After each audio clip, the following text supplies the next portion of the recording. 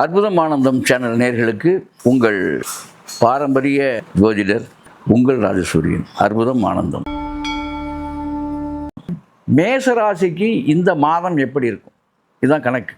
இந்த மாதம் மேசராசிக்கு எப்படி இருக்குன்ட்டா, அதாவது மேசத்துக்கு 4ஆம் இட குரு நாளில் வந்து உச்சம் பெற்றிருக்கிறார். மேசத்துக்கு குரு நாளில், அதாவது இதுவரைக்கும் யார் யாருக்கெல்லாம் மேசராசி தொழில் செய்யாமல் இருந்தாங்களோ, இதுவரைக்கும் யார் யாருக்கெல்லாம் தொழில் சரியாக ஓடலையோ, இதுவரைக்கும் யார் யாருக்கெல்லாம் பதற்றம் என்னென்ன பிரச்சனை முடியாமல் இருந்ததோ, இதுவரைக்கும் யார் யாருக்கெல்லாம் கடன் தொல்லை கட்டி முடிக்க முடியலை அப்படிங்கிற ஒரு கேள்விக்குறியோடு இருந்தாங்களோ, வாழ்க்கை கேள்விக்குறியாக எந்தெந்த டிபார்ட்மெண்ட்லாம் இருந்துச்சோ, எந்தெந்த பிரச்சனையெல்லாம் உங்களுக்கு இருந்ததோ அத்தனைக்கும் தீர்வு காணக்கூடிய மாதம் இந்த மாதம் மேசராசிக்கு. மேசராசி மையன்பர்களுக்கு நாளில் குரு உச்சம் பெற்றிருப்பதால் இந்த மாதம் அனைத்து பிரச்சனைகளுக்கும் உங்களுக்கு தீர்வு ஏற்படக்கூடிய அற்புதமான மாதம் இது. ரிஷபராசி மையன்பர்களுக்கு இந்த மாதம் இப்போ வந்து உங்களுக்கு சாதக ஸ்தானத்தில் குரு உச்சத்தில் இருக்கார். ரிஷபராசிக்கு 3ல் குரு. அப்போ அவர் சனியை பார்த்துட்டு இருக்கார். உங்கள் யோகாதிபதி, ரிஷபத்துக்கு யோகாதிபதி சனி தான். சனியவே அவர் நேரடியாக பார்க்கிறார், அதுவும் உச்சம் பெற்று பார்க்கிறார். மிகப்பெரிய யோகத்தை இந்த மாதம் ஈட்டுவீர்கள். இந்த மாதம் பெரிய யோகம் இருக்குது உங்களுக்கு, மிகப்பெரிய யோகம் இருக்குது. அதாவது என்ன சொல்கிறதுனா, கூரையை பிரிச்சுட்டு கொட்டுதுங்கிறாங்கல்ல, அதுக்கான காலகட்டம் இப்பொழுது நடைபெறுகிறது. இந்த காலத்தை பயன்படுத்திங்க. அதாவது பொதுவாக எப்படி எடுத்துக்கிட்டாலும் சனி யோகக்காரன். உங்களுக்கு யோகக்காரனை உச்சம் பெற்று ஒரு குரு பார்க்கிறார். இதில் ஒரு நல்ல விஷயம் என்ன அப்படின்னா, உங்களுக்கு 8ஆம் வீட்டுக்கு அட்டமாதிபதியாக குரு இருந்தாலும் கூட இதய நோயாளிகள் யாராலும் ரிஷபராசியில் இதயம் கெட்டிருந்தால், இதய நோய் யாருக்காவது இருந்தால், ஹார்ட் சம்பந்தமான பிரச்சனைகள் இருந்தால் கவனத்துடன் கையாளணும். ஏன்னா அட்டமாதிபதி 8ல் உச்சம் பெறுறார். அப்போ 3ஆம் இடம். அதே மாதிரி உங்களுடைய இளைய சகோதரன் பாதிக்கப்படுவார்கள், இளைய சகோதரிக்கு பாதிப்பு ஏற்படும். கவனமாக இருக்கணுங்க. இது மைனஸ். வெளியிலேருந்து வரக்கூடிய செய்திகளை முழுசாக நம்பிடக்கூடாது, ரொம்ப கவனமாக இருக்கணும். கம்யூனிகேஷனில் ரொம்ப கவனமாக இருக்கணும். புதிய வரவுகள்லாம், புதிய நண்பர்கள் சேர்க்க இதெல்லாம் இருக்கும். அதில் ஃபில்ட்ரு பண்ணி நட்பு எடுக்கணும். இதுதான் விஷயம். ஆனால் இன்னொரு சிறப்பு யோகம் என்னென்னா, ஏதோ ஒரு வகையில் நல்ல மாற்றங்கள் ஏற்படும். கவனத்துடன் கையாள வேண்டும். ஆகவே ரிஷபராசி மெய்யன்பர்களே, இந்த மாதம் அதிர்ஷ்டம் நிறைந்ததாக இருக்கிறது. பக்கத்தில் ஆபத்தும் இருக்கிறது. கவனம் கவனம் கவனம். மிதுன ராசி மையன்பர்களுக்கு 2ஆம் வீட்டில் குரு உச்சத்தில் இருக்கார். அப்போ வாக்கில் வந்து குரு உச்சம். சொன்னது நடக்கும், கேட்டது கிடைக்கும், சொன்னது பலிக்கும். மிதுனத்தில் வந்து ஜோதிடர்கள் யாராவது மிதுன ராசியாக இருந்தாங்கன்னா, அவங்க வாக்குப்பளிதம் ஏற்பட்டு நல்ல பெயர் புகழெலாம் அவங்களுக்கு கிடைக்கும். அதே மாதிரி கவிஞர்கள், எழுத்தாளர்கள், இதெல்லாம் மிதுனராசியாக யார் இருந்தாலும் அவங்களுக்கெல்லாம் ஒரு பிரபல யோகம் கிடைக்கக்கூடிய மாதம் இது. ஆகவே இந்த மிதுனராசி மையன்கள்லாம் தன குடும்பம், அதுவும் உச்சம் எதில் இருந்தால் 2ஆம் வீட்டில் உச்சம் பெறுது குரு. அப்போ ஒரு விஷயத்தில் கவனம் வேணும். வாக்கு திறன் ஏற்படும். அதுக்காக அதிகமாக பேசி குடும்ப ரீதியாக தர்க்கமாக மாறிடக்கூடாது. வாக்கை வைத்து அதன் போக்கிலே நீங்கள் சரியான ஒரு நேர்த்தியை கையாண்டு நீங்கள் ஜெயிக்க பார்க்கணும். வாக்கை தர்க்கமாக மாற்றி சிக்கலில் மாட்டிக்கொள்ளக்கூடாது உங்கள் வாயாலேயே. ஏன்னா குரு எந்த இடத்துல இருக்காரோ, குரு இருக்கிற இடம் பாலுங்கிறான். அது உச்சம் பெற்றிருக்காரு. பெரிய பிரச்சனையே உண்டாக்கி விடக்கூடாது வாய் மூலமாக. அதில் நீங்கள் கவனமாகவும் இருக்க வேண்டும். ஆகவே மிதுனராசி மையன்பர்கள் இந்த மாதம் வாக்கு சாதித்தால், போக்கிலே நளினமாக சில விஷயங்களை நீங்கள் கையாண்டால், அமைதியாக கையாண்டால் வெற்றி பெறுவீர்கள். ஆகவே அங்கே வந்து கர்வமாகவும் தன்னடக்கம் இல்லாமலும் வார்த்தைகளை வெளியிட்டால் அதற்கான சில தண்டனைகளும் குரு கொடுத்து விடுவார். ஆகவே நிதானத்துடன் நீங்கள் உங்களுடைய செயல்பாடுகளை உருவாக்க வேண்டிய மாதம். நிறைய பேர்த்துக்கு வந்து குடும்ப ரீதியாக சில பிரச்சனைகள் டிவோர்ஸ் வரைக்கெல்லாம் போகும். அதுக்கெல்லாம் தீர்வு ஏற்பட்டுவிடும் இந்த மாதம். ஆகவே மிதுனராசி மையன்பர்களுக்கு 2ஆம் இடம் குரு உச்சம் பெற்றிருப்பதால் தேவைக்கு மேல் செலவுகளும் ஏற்படும். தங்க நகைகளை அடமானம் வைக்கின்ற நிலையெல்லாம் ஏற்படும். அதில் கவனம் தேவை. கொஞ்சம் ஃபில்டர் பண்ணி செயல்படுங்க. அற்புதம் ஆனந்தம். இப்போ கடகராசி மையன்பர்கள் ஜென்மகுரு மிக கவனமாக இருக்க வேண்டிய மாதம். நிறைய பேர்த்துக்கு வந்து ஜாமீன் கையெழுத்து இதெல்லாம் போட்டிங்கன்னா சிறைச்சாலை, கோர்ட்டு, வழக்கு, வம்பு இவைகளை சந்திக்க வேண்டிய காலகட்டங்கள். ரொம்ப கவனமாக நீங்கள் இருக்கணும். குருவுடைய நிலைப்பாடு உங்களுக்கு நிறைய டென்ஷனை கொடுக்க வேண்டிய மாதம். டென்ஷன் அதிகரிக்கும். தேவையற்ற செலவுகள், தேவையற்ற வாதங்கள், தேவையற்ற பிரச்சனைகள் உருவாகும். அதிலிருந்து நீங்கள் விலகிக்க பாருங்கள்.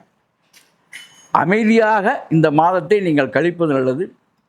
கடகராசி மெய்யன்பர்கள் மிக கவனமாக இந்த மாதத்தை கடக்க வேண்டும். இந்த மாதம் மட்டுமல்ல, இந்த 2 மாதங்களை கவனமாக கடக்க வேண்டும். இதில் வந்து பயணங்களில் ரொம்ப கவனம் வேணும். தலையில் அடிபடக்கூடிய அமைப்புகள்லாம் உண்டு. ரொம்ப கவனமாக இருக்கணும். யார் கடகராசி மெய்யன்பர்கள் தலையில் பிரச்சனை வருவதற்கு வாய்ப்பு இருக்கிறது. தலையாய பிரச்சனைகளும் உங்களுக்கு ஆபத்தான சில விஷயங்கள் இருக்குது. அதில் ரொம்ப ரொம்ப கவனமாக நீங்கள் செயல்பட வேண்டிய மாதம் இந்த மாதம். ஆகவே கடகராசி மெய்யன்பர்கள் மிக கவனமாக உயிரையும் உடமையும் பாதுகாத்து வாழ வேண்டிய மாதம் இந்த மாதம் என்பதை நினைவுறுத்துகிறேன். அற்புதம், ஆனந்தம். சிம்மராசி மெய்யன்பர்கள் 12 குரு உச்சத்தில் இருக்கார். சுப விரய செலவுகள், சுபகாரியங்கள், கல்யாண காட்சிகள் நடக்க வேண்டிய காலம். எதிர்பாராத லாபங்களும் வெளிநாட்டு பயணங்களும் இதெல்லாம் அதிகரிக்கும். சிம்ம ராசிக்கு இது வரைக்கும் பயணம் பண்ண முடியாமல் வெளிநாட்டு காசை கட்டினேன், போக முடியல, இன்னும் அதெல்லாம் போயிடுவீங்க. எல்லா மாற்றங்களும் ஏற்படும். இனிமேல் வெளிநாடு சம்பந்தமான வருமானம் கிடைக்கும். இட மாற்றம் ஏற்படும். புதிய தொழில் மாற்றம் ஏற்படும். மாற்றங்கள் ஏற்பட வேண்டிய அற்புதமான மகத்தான மாதம் இது. சிம்ம ராசிக்காரங்களுக்கு மிக சிறப்பான மாதம் இது. எல்லா வகையிலுமே சிம்மராசி எல்லா வகையிலுமே சிறப்பான மாதம் இது. கன்னிராசி மெய்யன்பர்கள் கன்னிராசிக்கு 11ஆம் இடத்துல குரு உச்சத்தில் இருக்கார். உங்களுடைய தொழிலில் லாபம் கிடைக்க வேண்டிய மாதம். இதுக்கு முன்னால் தொழில் செய்யலாம் ஒன்றும் கிடைக்கலன்னு இருக்கக்கூடிய கன்னிராசி மெய்யன்பர்களுக்கெல்லாம் லாபம் கிடைக்கும். மூத்த சகோதரனால், அக்கா, அண்ணன் இவங்கனால ஒரு நல்ல யோகம் கிடைக்கிறது, நல்ல பலன் கிடைக்கிறது, நல்ல சப்போர்ட் கிடைக்கிறதுக்கான வாய்ப்புகள் கன்னிராசிக்காரர்களுக்கு இந்த மாதம் உண்டு. அவர்களால் மாற்றங்களும் உண்டு. அது மட்டும் இல்லை, கன்னிராசிக்காரங்களுக்கு 11 வர்றதுனால உங்களுக்கு உயரிய புகழ், ஒரு நல்ல என்ன சொல்கிறதுன்னா, வாழ்க்கையில் நீங்கள் எதிர்பாராத சில நல்ல முன்னேற்றங்கள் இதெல்லாம் அமையும். ஆக இந்த மாதம் குருவினுடைய அந்த உச்சம், 11ஆம் இடத்து உச்சம் இருக்கே, பெரிய மாற்றத்தை உங்களுக்கு உருவாக்கி தரும். அதில் எந்த விதமான மாற்று கருத்து இல்லை. ஆகவே கன்னிராசிக்கு சிறப்பாகவே இருக்கிறது இந்த மாதம். துளாராசி மெய்யன்பர்களுக்கு இப்போ பார்த்தீங்கன்னா 10ஆம் இட குரு. இப்போ துளாராசிக்கு 10ல் குரு இருந்தால் பதவியில் இருக்கக்கூடியவர்கள், அது அமைச்சர்களாக இருந்தாலும் சரி, அதிகாரிகளாக இருந்தாலும் சரி, தன்னுடைய பதவி உத்தியோகம் பறிபோகக்கூடிய வாய்ப்புகள் இருக்குது. ரொம்ப கவனமாக இருக்கணும். பதவி நாசம் 10ல், அது உச்சத்தில் இருக்குது. மிக கவனமாக இருக்கணும். வாயை புத்திக்கணும், கவனமாக இருக்கணும். துளாராசிக்காரர்கள் மிக கவனமாக இருக்க வேண்டிய மாதம் இந்த மாதம். இன்னும் 2 மாதங்களுக்கு ரொம்ப கவனமாக இருக்கணும். துளாராசிக்காரர்களுக்கு தொழில் மாற்றமும் ஏற்படும். அதாவது 2 மாதம் கொஞ்சம் அமைதியாக இருக்கிறது துளாராசிக்காரர்களுக்கு நல்லது. புதுசாக எதையுமே செய்யாதீங்க. புதிய தொழில் ஈடுபடுவது, புதிய வரவுகள் இதெல்லாம் வாய்ப்பே இல்லை, சரியாக இருக்காது. அது இருக்கிற தொழிலே உங்களுக்கு சில இடைஞ்சல்களை கொடுக்கும்.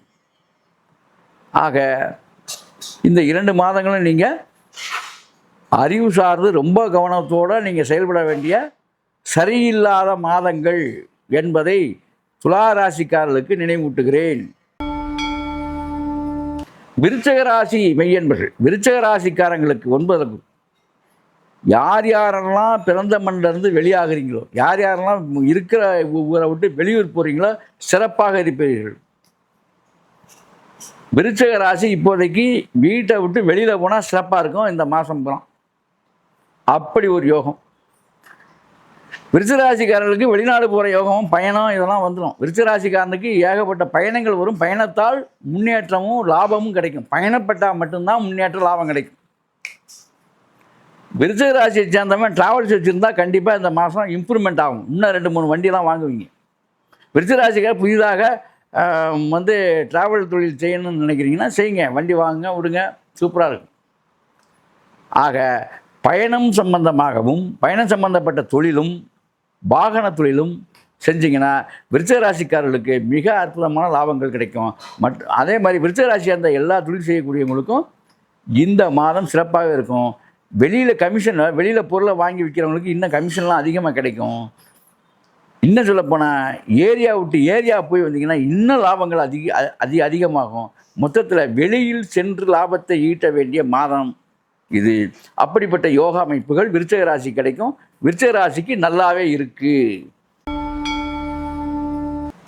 தனுசு ராசி மெய் என்பது தனுசுக்கு எட்டில் குரு உச்சம். அதுவும் புதையல் கிடைக்க வேண்டிய அமைப்பு. எல்லாம் சொல்லுவான் எட்டில் குரு இருக்குது, அந்த இடம் பால் அப்படின்னா அதை உச்சம் பெற்றிருக்கு. 8 பகை பெறலை, உச்சம் பெற்றிருக்கு. அந்த உச்சம் பெற்ற குரு உங்களுக்கு எவ்வளோ பெரிய சோதனை கொடுத்தாலும் சாதனையாக அதை மாற்றி கொடுப்பார். குரு என்றைக்கும் கெடுதல் செய்ய மாட்டார். அந்த உச்ச குரு உங்களுக்கு ஒரு உச்சத்தோட வைப்பார் மறைமுகமாக. ஆனால் நேரடியாக கிடையாது. மறைமுகமான லாபங்கள், மறைமுகமாக எல்லாமே மறைமுகமாக தான் இருக்குது. மறைமுகமாக ஒரு பெரிய முன்னேற்றத்தை அடைவீங்க. சஸ்பென்ஸை எதை ஒன்றையும் காரியத்தை முதலே சொல்லிட்டு செய்யாதீங்க. அப்படி சொல்லிட்டு செஞ்சீங்கன்னா அதுக்கு வழங்காது. உங்களுக்கு குரு 8 உச்சங்கிறனால செஞ்சுட்டு சொல்லுங்கள். ஒரு விஷயம் பண்ண போகிறீங்க, நான் பண்ண போகிறேன்னு சொன்னீங்கன்னா அது பெரிய பிரச்சனையாயிரும்.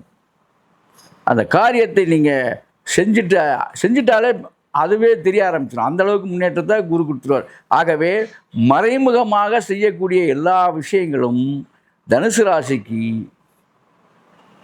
ஒரு பெரிய முன்னேற்றத்தை கொடுத்துவிடும்.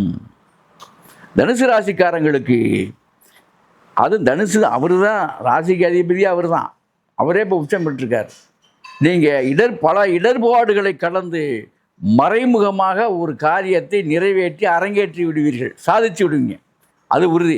ஆகவே சாதனையான மாதம், சோதனைகளை எல்லாம் சாதனையாக்கும் மாதம் தனுசு ராசிக்கு இந்த மாதம். மகர ராசி மெய் என்பது மகர ராசிக்கு இந்த மாதம் பார்க்கும்போது 7ஆம் இடம், 7 குரு உச்சம். திருமணம் ஆகாதவர்களுக்கு திருமணம் ஆயிரும். பெண் தேடி வரும். மகர ராசிக்கு பெரிய மாறுதல்கள் ஏற்படும். 7 குரு உச்சத்தில் இருக்கார்ல, இதுக்கு முன்னால் கிடைக்காத சொத்துக்கள்லாம் கிடைச்சிடும். ஏன்னா குரு வர்றதுக்கு முன்னாலே அந்த வேலையெல்லாம் பண்ணியிருப்பார். போன மாதம் முந்தின மாதம் நல்லதெல்லாம் பண்ணியிருப்பார். உங்களுக்கு மகர ராசிக்காரங்களுக்கு எதெல்லாம் கையை விட்டு போச்சு அதெல்லாம் திரும்ப வந்துடும். ஏன்னா 7 குரு கேந்திரம் பெற்று உச்சம் பெற்றுட்டார். வெறும் கேந்திரம் தான் தோஷம். உச்சம் பெற்று விட்டால் அந்த தோஷ நிவர்த்தியாகி பெரிய மாற்றங்களை கொடுத்துரும். அது இந்த வருஷம் நினைச்ச காரியங்கள் எல்லாமே மகர ராசிக்கு இந்த 2 மாதங்களை ஏற்பாடு பண்ணி கொடுத்து விடுவார். சந்தோஷத்தை தருவார்.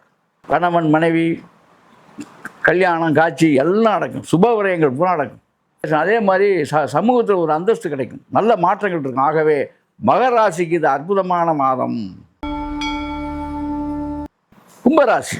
கும்பராசி அப்படின்னு பார்க்கும்போது 6ஆம் இடத்துல குரு உச்சத்தில் இருக்கார். யாருக்கெல்லாம் கும்பராசியில் இது வரைக்கும் வேலை கிடைக்கலையோ, சும்மா சுற்றிட்டு இருந்தாங்களோ, யாருக்கெல்லாம் தொழில் அமையலையோ, யாருக்கெல்லாம் உத்தியோகம் கிடைக்கலையோ, இவங்களுக்கு எல்லாமே கண்டிப்பாக கிடைச்சிருக்கும். கிடைக்க போகுது. அநேகமாக 10 நாளைக்கு முன்னாலே கிடைச்சிருக்கும். கிடைக்கலன்னா இனிமேல் கிடைக்கும். உறுதியாக கிடைக்கும், உண்மையாக கிடைக்கும், மாற்றுக்கிறதே கிடையாது. கும்பராசிக்கு பூராமே நினைச்ச காரியம், அதாவது உத்தியோகம் கிடைச்சிடும், வருமானம் வந்துடும். வருமானத்துக்கான மாதம் இனிமேல். அந்த மாதிரி நல்ல அதாவது முதலே வருமானத்தில் இருக்கும், நல்ல வருமானங்கள் இன்னும் அதிகமாக கிடைக்கும். வருமானத்தில் முன்னேற்றம் கிடைக்கும். இந்த கும்பராசியை பொறுத்த வரைக்கும் 6ல் இருக்கிறதுனால. அதே மாதிரி கும்பராசியில் சுகர் நோயால் நீங்கள் பாதிக்கப்பட்டிருந்தீங்கன்னா கவனமாக இருக்கணும்.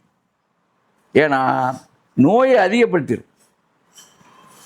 அதில் எவ்வளவு பத்தியமாக இருக்கணுமோ அப்படி இருக்கணும். அதில் கவனம் வேணும். ஏன்னா 6ல் இருக்கார். ருணம் ரோகம் சத்ரு ஸ்தானம்ல அது. அதனால் அப்புறம் இன்னொன்று கிடைக்கும், அது அவர் மூலமாகவே தீர்வும் கிடைக்கும். நல்ல நாட்டு வைத்தியர்லாம் கிடைப்பார் உங்களுக்கு, நல்ல மருந்து கிடைக்கும், நடக்கும். நோயாளிகள் கும்பத்தில் யாராவது இருந்தீங்கன்னா கும்பராசியில் அந்த நோய் தீர்றதுக்கான வாய்ப்பும் இதே நம்ம குரு தருவார். குருவினுடைய அருளாசியால் இதெல்லாம் நடக்கும். ஆகவே இந்த மாதம் உங்களுக்கு சிறந்த மாதமாகவே இருக்கிறது கும்பராசிக்கு. மீனராசி மையன்பர்கள், மீனராசி மையன்பர்களுக்கு குரு கரெக்டாக 5ஆம் வீட்டில் குரு.